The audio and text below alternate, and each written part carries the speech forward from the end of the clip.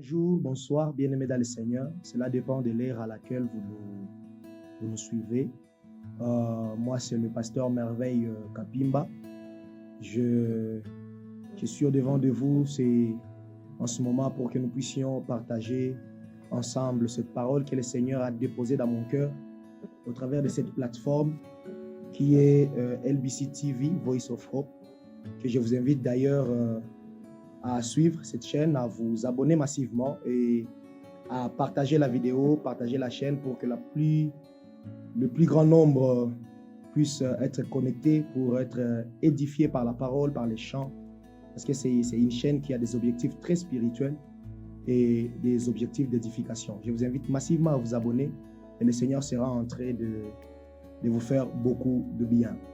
Alors, j'aimerais vous proposer un texte avant que nous ne puissions aller très loin parce que j'aimerais que nous puissions passer de moments forts dans la présence de Dieu ensemble.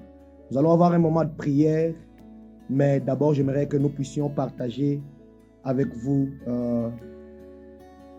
ces vérités que le Seigneur est en train de nous donner au travers de ces textes qui est très très magnifique. Nous serons dans le livre de Josué, Josué chapitre 6. Nous allons commencer au premier verset. Et je serai en train de lire au nom de Jésus. Jéricho était fermé et barricadé devant les enfants d'Israël. Personne ne sortait et personne n'entrait. L'Éternel dit à Josué, « Vois, je livre entre tes mains Jéricho et son roi, ses vaillants soldats. Faites le tour de la ville, vous tous les hommes de guerre. Faites une fois le tour de la ville. Tu feras ainsi pendant 6 jours. 7 sacrificateurs porteront devant l'arche 7 trompettes retentissantes le 7e jour. Vous ferez 7 fois le tour de la ville et les sacrificateurs sonneront des trompettes. Quand ils sonneront de la corne retentissante, quand vous entendrez les sons de la trompette, tout le peuple poussera des grands cris. Alors la muraille de la ville s'écroulera et le peuple montera chacun devant soi. Parole du Seigneur. Amen. Alors ce soir, j'aimerais vous proposer un thème qui est intitulé « Le parcours des conquérants ». Si tu as quelque part où noter, je t'exhorte de le faire, c'est très important. Le parcours de conquérants. D'abord, je commence par vous dire que le conquérant, c'est quelqu'un qui est appelé à conquérir des territoires. Tout chrétien est d'office conquérant. Tout chrétien est appelé à conquérir. Parce que dans Matthieu chapitre 28, le verset 19, Jésus, avant de monter au ciel, il nous a donné un ordre. Il nous a dit, allez et faites de toutes les nations mes disciples. C'est-à-dire, nous tous qui avions reçu Jésus comme Seigneur et Sauveur, nous avons un mandat divin. C'est celui d'aller partout. C'est celui de conquérir des villes, de conquérir des nations pour faire de toutes les nations les disciples du Seigneur. Bien-aimés dans le Seigneur, j'aimerais vous dire cette vérité avant d'aller plus loin dans mon enseignement. Jésus ne nous a pas sauvés d'abord pour nous amener au ciel. Si c'était ça l'objectif, c'était ça l'unique objectif pour lequel il nous a sauvés, alors l'Église serait déjà au ciel il y a plusieurs années. Jésus nous a sauvés d'abord pour conquérir le monde pour lui. Jésus nous a sauvés d'abord comme point de contact qu'il utilise pour atteindre le monde entier. Voilà pourquoi il nous dit, allez partout et faites de toutes les nations mes disciples. Déjà, avant d'aller plus loin, je prie Dieu ce soir que Dieu te donne ces ailes-là, ce courage-là, cette audace-là de parler de Christ, d'aller partout, de conquérir des villes, de conquérir des cœurs, de conquérir les âmes pour le Seigneur, afin que le royaume de Christ soit épanoui sur la terre. Alors, le parcours de conquérant, nous sommes en train de nous référer à l'histoire des enfants d'Israël, le peuple de Dieu, le premier peuple que le Seigneur, que Dieu avait pris lorsque l'homme a chuté, lorsque le diable a pris le contrôle de l'humanité, lorsque l'homme a été séparé de Dieu. Dieu voulait avoir un peuple qui sera appelé par son nom. Dieu voulait avoir un peuple avec lequel il va marcher. Voilà pourquoi il appelait Abraham. Et il a appelé Abraham pour qu'au travers d'Abraham, il puisse se faire un peuple qui sera appelé par son nom, un peuple avec lequel il va marcher. Et ce peuple sera appelé le peuple d'Israël. Et pendant que Israël sortait de l'Égypte, je vous ai parlé de beaucoup de détails à ce point parce que nous avons beaucoup de choses à explorer dans les minutes qui suivent. Pendant que Israël sortait de l'Égypte, ils sont arrivés à un moment où ils étaient bloqués devant le muraille de Jéricho. Ils étaient bloqués devant Jéricho et il fallait qu'ils traversent, il fallait qu'ils puissent conquérir Jéricho pour continuer la marche. Et j'aime ce que le Seigneur dit à Josué, son serviteur. Il dit, je donne Jéricho, je te donne Jéricho, ainsi que son roi, ses vaillants soldats et tout ce qui lui appartient. C'est-à-dire, le Seigneur était en train de déposer Jéricho entre les mains de Josué. Il lui dit, je te donne Jéricho. Celui qui lui donne Jéricho, ce n'est pas un homme, c'est Dieu lui-même. Et lorsque Dieu dit, je te donne, c'est qu'il te donne vraiment parce que tout lui appartient. L'or, l'argent, les villes, la terre, tout appartient à Dieu. Et Dieu dit à Josué, je te donne Jéricho avec son roi, ses vaillants soldats et toute la ville. Mais il y a un problème dans ce texte. J'aimerais que nous commencions à réfléchir ensemble. La Bible déclare que Jéricho était fermé et barricadé devant les enfants d'Israël. La première question que je me pose, comment quelque chose que Dieu m'a déjà donné sera encore fermé et barricadé? Celui qui me donne, c'est Dieu. Il est le maître de tout. Il me dit, je mets entre tes mains Jéricho, avec son roi, avec ses vaillants soldats. Mais lorsque Josué veut entrer, veut pénétrer Jéricho, la Bible dit Jéricho était fermé et barricadé. Là, je commence par vous donner la première vérité. Ce n'est pas parce que Dieu te donne quelque chose que tu domines ou tu te procures de la chose à la minute ou à la seconde. Non. Parce que si c'était le cas, après que Dieu ait parlé à Josué, le peuple serait déjà entré en Jéricho. Mais la Bible dit, Jéricho était fermé et barricadé. Ça, c'est très important. C'est-à-dire, Dieu peut t'avoir déjà donné quelque chose, mais la chose est encore fermée et barricadée. Dieu peut t'avoir déjà donné quelque chose, mais la chose est encore dominée par quelqu'un d'autre. Parce que Jéricho n'était pas vide. Jéricho était occupé. S'il avait un roi, c'est qu'il avait un peuple.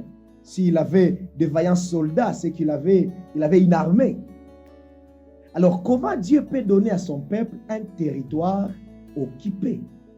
Comment Dieu peut donner à son peuple un territoire dominé par un autre peuple? C'est ce que nous allons étudier ce soir avec nous. Dieu lui dit, je te donne déjà. Mais il regarde et c'est fermé, c'est barricadé. Bien-aimé dans le Seigneur, il se peut que Dieu t'a déjà donné quelque chose. Ce que tu désires, c'est ce que tu vois devant toi. Ce que tu pries, ce que tu demandes en prière. Il se peut que Dieu t'a déjà donné. Mais c'est à toi de discerner un esprit. Est-ce que la chose que Dieu m'a donnée est déjà libérée? Et là, je me rappelle de la conquête de Canaan. Dieu avait déjà dit à Moïse comment est-ce qu'il va distribuer, comment est-ce qu'il va distribuer Canaan parmi les enfants d'Israël, parmi les tribus d'Israël. Il avait déjà tiré au sort, il avait déjà donné à chaque tribu sa terre. Mais vous allez comprendre avec moi que lorsqu'ils ont conquis Canaan, là je suis dans Josué chapitre 14, lorsqu'ils ont conquis Canaan, la tribu de Juda n'avait pas de terre. La tribu de Juda n'avait pas de terre, alors que Dieu leur avait déjà donné Hébron comme héritage. Mais ils n'avaient pas de terre parce qu'il y avait des géants qui dominaient sur Hébron, ils dominaient sur leur terre. Bien-aimés dans le Seigneur, j'aimerais nous dire, Dieu peut t'avoir donné quelque chose, mais quand tu regardes et tu ne le domines pas, tu ne le possèdes pas, il se peut qu'il y ait encore des géants qui dominent la chose. Dieu peut t'avoir donné une terre, mais lorsque tu regardes, tu es encore locataire. Il se peut qu'il y ait un géant qui domine sur ta terre. Et ce que j'aimerais nous dire ce soir, c'est que lorsque Dieu te donne la chose, ce n'est pas à Dieu de venir conquérir la chose qu'il t'a déjà donnée. Lorsque Dieu te donne une dimension, lorsque Dieu te donne une terre, Lorsque Dieu te donne une promesse, ce n'est pas à Dieu de venir conquérir la terre, de venir conquérir la chose. C'est à toi maintenant de combattre, en fait, de conquérir ce que Dieu t'avait déjà donné. Les enfants d'Israël avaient déjà Canaan en héritage. Dieu a promis Canaan. Depuis leur père Abraham, ils avaient déjà la promesse d'habiter Canaan. Mais il leur a fallu un combat, il leur a fallu une guerre pour qu'ils puissent dominer Canaan. J'aimerais dire à quelqu'un, le plus grand distrait de tous les temps, c'est celui qui reçoit la promesse de Dieu et qui croise les bras. Le plus grand distrait de tous les temps, c'est celui qui croise les bras au nom des promesses de Dieu, au nom de l'ainsi dit l'Éternel. Bien-aimé dans le Seigneur, la promesse de Dieu ne vient pas te faire dominer ce qu'il t'a promis. La promesse de Dieu vient t'encourager à combattre pour ce qu'il t'a promis. Je répète, la promesse de Dieu ne vient pas te faire dominer ce qu'il t'a promis. La promesse de Dieu vient t'encourager à combattre pour ce qu'il t'a promis. La Bible déclare, nous ne combattons pas pour la victoire, mais dans la victoire. Mais il y a quelque chose que les gens ne comprennent pas dans ce texte. C'est dans la victoire, mais nous combattons quand même. Il y a la victoire qui est assurée, mais il y a le combat aussi qui est certain. C'est-à-dire, nous avons déjà la victoire, mais nous combattons quand même. Ce qui veut dire qu'un chrétien est censé être un homme de guerre. Un chrétien est censé être un homme travailleur. Aujourd'hui, beaucoup de chrétiens n'évoluent pas, beaucoup de chrétiens ne réussissent pas parce qu'ils croient que la prière suffit. Ils croient que les promesses de Dieu suffisent. Détrompe-toi, bien-aimé dans le Seigneur. Les promesses de Dieu ne prendront jamais la place du travail que tu dois faire. Les promesses de Dieu ne prendront jamais la place du dur labeur que tu dois faire, que tu dois avoir. Les promesses de Dieu ne prendront jamais la place du combat que tu dois engager. La Bible déclare, Jéricho était fermé et barricadé devant les enfants d'Israël. Il faut souligner ce détail, c'est très important, ça va nous aider. Jéricho était fermé et barricadé devant les enfants d'Israël. C'est-à-dire, si je ne suis pas enfant d'Israël, si je suis par exemple enfant d'Égypte, ou je suis par exemple enfant de l'Éthiopie, Jéricho n'est pas fermé devant moi. Mais quand je me présente et que les portes de Jéricho me scannent et trouvent que je suis enfant d'Israël, directement les portes sont verrouillées. Qu'est-ce que cela veut nous enseigner?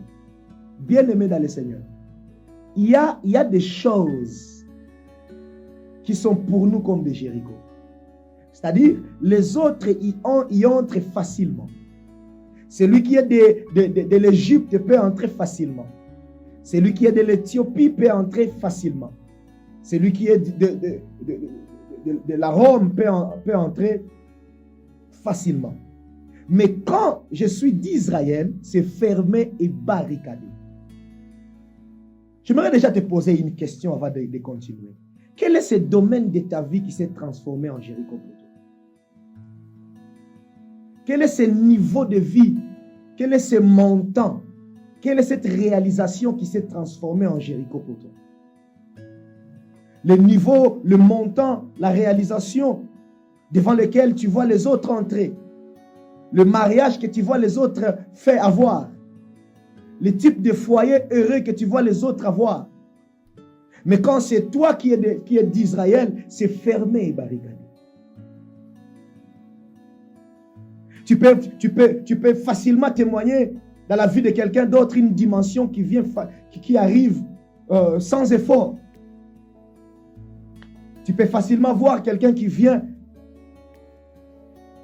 et qui obtient son mariage sans effort. Mais lorsque c'est toi, ça bloque, ça cale. J'aimerais te dire que ce soir, ma prière est que tout ce qui s'est transformé en Jéricho devant toi, que cela tombe au nom de Jésus. Que tout ce qui s'est transformé en Jéricho devant toi, que cela soit expulsé au devant de ton chemin au nom de Jésus. Bien-aimés dans le Seigneur, lorsqu'ils étaient devant Jéricho, ma Bible à moi est en train de me dire que Dieu leur avait donné un ordre. Et c'est là que je vais vous donner mon autre vérité, celle que le Seigneur a déposée dans mon cœur. Dieu dit à Josué, vous allez faire le tour de Jéricho une fois par jour. Et vous allez le faire pendant 6 jours. Et le 7e jour, vous allez tourner 7 fois. Bien-aimés dans le Seigneur, écoutez-moi attentivement, c'est très sérieux. Je vais dire des choses très sérieuses et qui vont aider la vie spirituelle de quelqu'un en Seigneur. Ils étaient en train de tourner devant quelque chose que le Seigneur leur avait donné. Dieu ne leur dit pas entrer à Jéricho. Dieu dit à Josué, tournez autour de Jéricho. Mais ma question est celle-ci. Comment Dieu me donne déjà, mais je commence à tourner? En Swahili, on pouvait dire, Mungu alishanipa mimi nanza jizunguluka. N'est-ce pas que ça paraît contradictoire? Comment Dieu a déjà dit que j'ai la chose, que c'est lui qui me donne la chose. Mais au lieu que je possède la chose, au lieu que je conquière la chose, je commence à tourner autour de la chose. C'est très sérieux. Et Dieu ne leur dit pas de tourner une fois. Il leur dit de tourner 7 jours. Et le 7e jour, de le faire 7 fois. Vous pouvez croire que c'est simple lorsque vous lisez au sens littéral la Bible. Mais lorsque vous entrez dans une étude approfondie, vous allez comprendre que c'est très compliqué. Jéricho faisait 4 km². C'est-à-dire, les enfants d'Israël étaient appelés à tourner 4 km² pendant 7 jours, pendant 6 jours. Et le 7e jour, ils étaient appelés à faire 4 km² fois 7. Ce n'est pas facile. Ce n'est pas du tout facile. Pourtant, Dieu leur avait déjà donné la chose. Mais ils commencent à faire les détours. Je prie déjà ce soir, au nom de Jésus. Tout esprit qui t'amène à faire les détours sur quelque chose que Dieu t'a déjà donné, que cet esprit te lâche au nom de Jésus. Je refuse une vie de détour pour quelque chose que Dieu a déjà déposé entre tes mains. Mais écoutez-moi attentivement.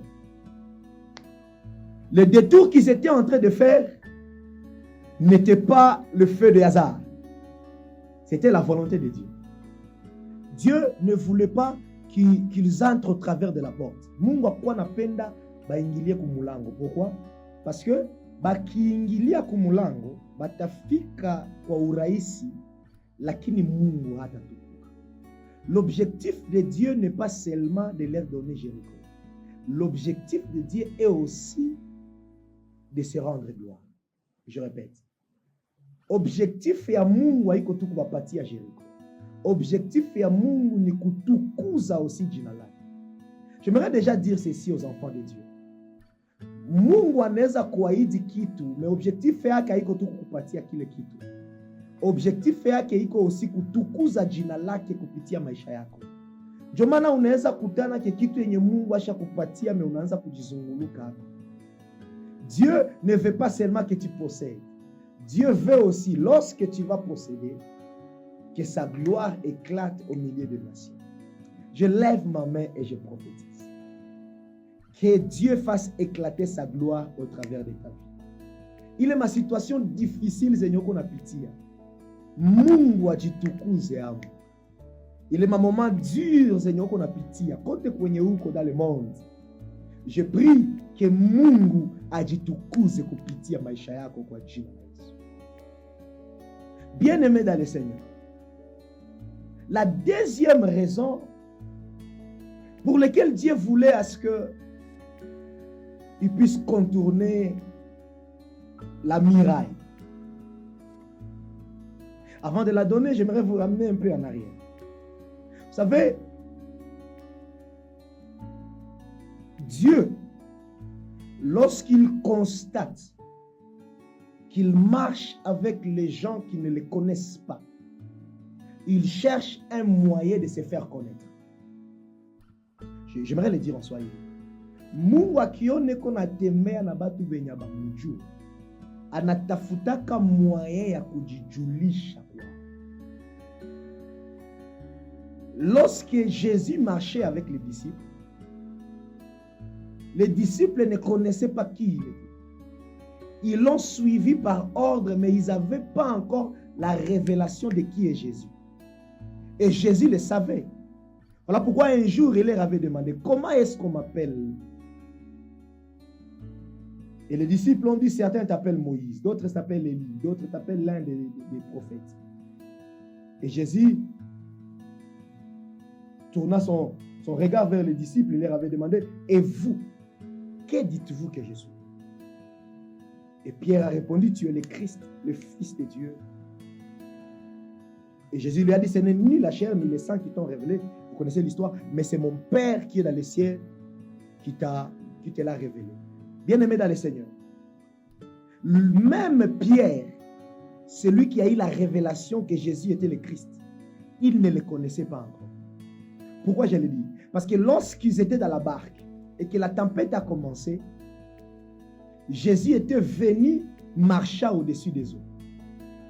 Et lorsqu'ils ont vu Jésus marcher au-dessus des eaux, ils l'ont appelé fantôme.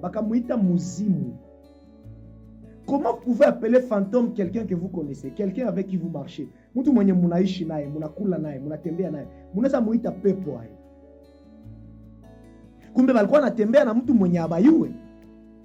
ne connaissait pas encore qui il était réellement. Voilà pourquoi lorsque Jésus leur avait révélé une certaine dimension, bakamuita fantôme. Mais j'aime le Seigneur à Kabambia. Je ne suis pas un fantôme, c'est moi, c'est Jésus. Bien-aimé dans le Seigneur. Pierre à Kabambia, si c'est toi, c'est-à-dire il n'était pas sûr que c'était Jésus.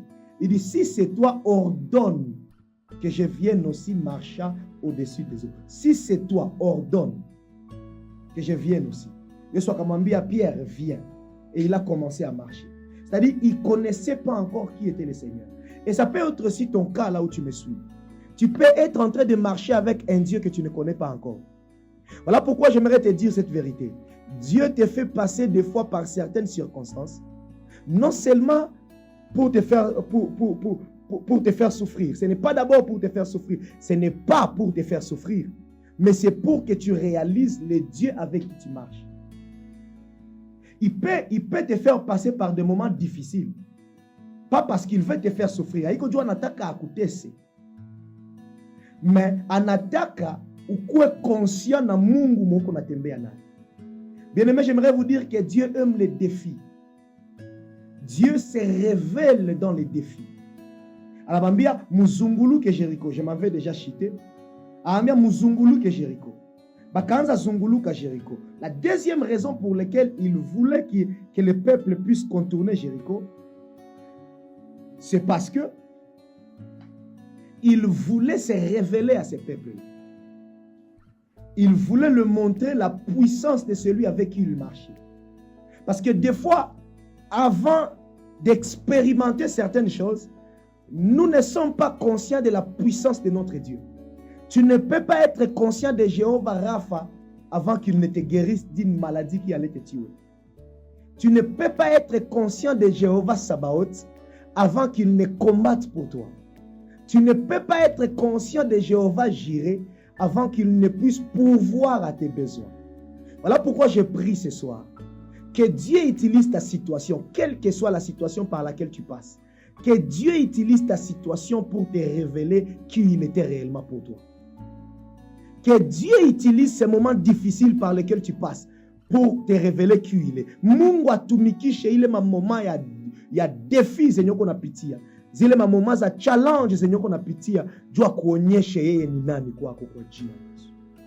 Saba alianza zunguluka Jéricho. Il se peut que batu ya Jéricho balikuwa na baona comme des distraits. Parce que biko banajizunguluka ako pendant 7 jours. Biko banajizunguluka ako. Mais ce qu'il ne savait pas est que ikuzunguluka Jéricho ilikuwa inafichika une révélation très forte. Parce que Jéricho ilikuwa na ile mirai. Na ile mirai ilikuwa kubwa. Biblia inasema ilikuwa ukuta kubwa yenye ilikuwa nazunguluka mwingine yote mzima. Oh, les ingénieurs ne vont pas me contredire. Partout où on construit une muraille, on doit d'abord construire une fondation. kote kwenye banajenga kibambazi banajenga kwanza fondation, na kibambazi haiwezi anguka kama fondation hayachoka. C'est pas si quelqu'un est en train de me suivre. Kibambazi haiwezi anguka kama fondation haiyachoka. Na saa nye balikuwa banazunguluka mirai ya Jericho, il se peut que balikuwa baone ata fissure, il ne voit rien, absolument rien. Biko tout ça benye biko bana jizungulukako. Biko tout ça benye biko mu distraction. Na batu ya Jericho banaweza jiposer question, mais aye batu benye biko banataka batufukuze mungini kuliko bapigane banaanza zunguluka.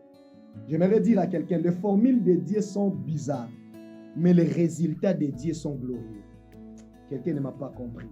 J'ai dit, les formules de Dieu sont bizarres, mais les résultats que produisent ces formules bizarres sont très glorieux. Personne ne te comprend. Mais j'aimerais te dire, là où il t'amène, c'est très glorieux. C'est très glorieux. Et je prie pour toi, quelles que soient les choses bizarres par lesquelles tu passes, que tu arrives à atteindre un niveau glorieux avec le Seigneur. Ça yenye viko banazunguluka mira ya itikisiki. Hakuna hata kibambazi yenye napita mofisio. Mais ce que j'aime, c'est que l'État yenye viko banazunguluka mira. Watu ya Jericho viko banabacheka. Mais Kenya bayue chini mu fondation mulishaanza pita fissure. Parce que Jericho bibambazi il pasukaka depuis fondation. Bien aimé dans le Seigneur. Les gens de Jericho ne voyaient rien. Mais les enfants d'Israël aussi ne voyaient rien. Mais ce n'est pas parce qu'ils ne voyaient rien que rien ne se passe. Aliko jua uyaanza ona kitu njo manake Mungu ayaanza fanya kitu. Tu peux ne pas voir quelque chose, mais il y a quelque chose qui se passe dans le monde spirituel. Et alors qu'ils ne voyaient rien, le fondement de miraille commençait déjà à être ébranlé. Na sa une fondation zilichoka. La miraille est tombée catégoriquement. Je lève ma main et je prophétise. Alors que je suis en train de clôturer ce message, je prie pour toi que tout miraille qui bloque ton chemin, que cela tombe comme celle de Jéricho au nom de Jésus. Que tout miraille, j'aime dans Ézéchiel chapitre 8 au verset 8, la Bible déclare, fils de l'homme, perce la miraille. Et Ézéchiel dit, lorsque je perçais la miraille, je vis qu'il y avait une porte. J'aimerais dire à quelqu'un, il est obstacle nyeko mbele yako. Iko inafichika mulango fulani mbele yako. Mais ça ile kibambazi inaanguka, njoo utaona pana mulango.